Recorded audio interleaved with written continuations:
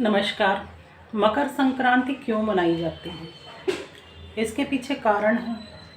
सूर्य मकर राशि में जाता है, माघ मास होता है, दिन बड़े होने लगते हैं, रात्रि छोटी होने लगती है और मकर संक्रांति वाले दिन भगवान सूर्य नारायण जो हैं वो दक्षिणायन से उत्तरायण की ओर चले जाते हैं, यानी स्वर्ग के द्वार खुल जाते हैं। इसी दिन राजा भागीरथ के पीछे पीछे आती माता भागीरथी गंगा जाकर के गंगा सागर में मिली थी। अच्छा, सूर्य पूजा का तो है ही, क्योंकि विधान सूर्य भगवान उत्तरायण में चले जाते हैं इस दिन, तो उनकी पूजा का विधान है ही।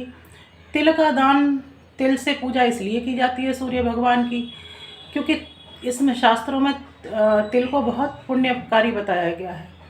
हमारे पूर्वज जो हैं वो उन तिल से तृप्त होते हैं।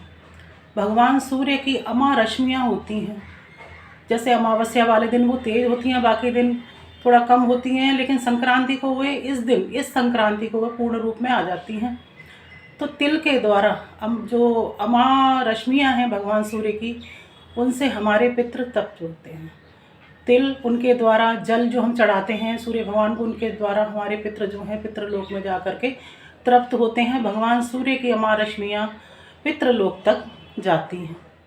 दूसरा ये भी हम कहते हैं कि जितने बड़े ये तिल हैं, हे हमारे पूर्वज, आप तृप्त हों, आपकी इच्छाएं इस तिल के बराबर रह जाएं और आपको मुक्ति मिले, आपको मोक्ष मिले, आपको पुनर्जन्म मिले, ये कामना रहती है।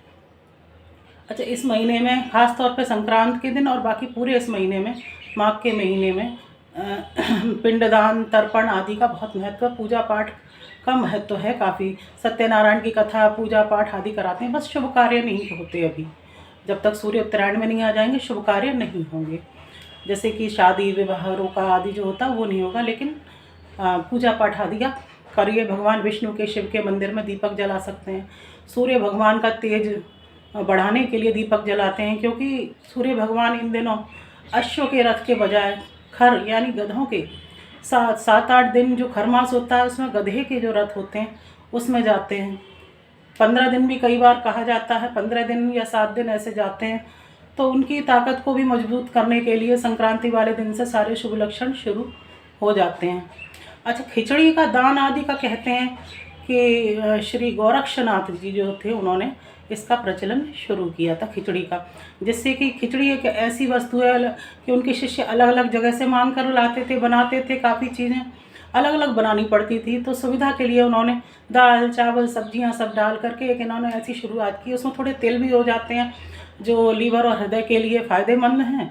तो उन्होंने खिचड़ी की शुरुआत की, तब से ये प्रचलन आ रहा है। अच्छा, इस महीने में गंगा स्नान का बहुत बड़ा महत्व है। गंगा में जाकर के अपने आप ईश्वर को और अपने पितरों को दान कर सकते हैं।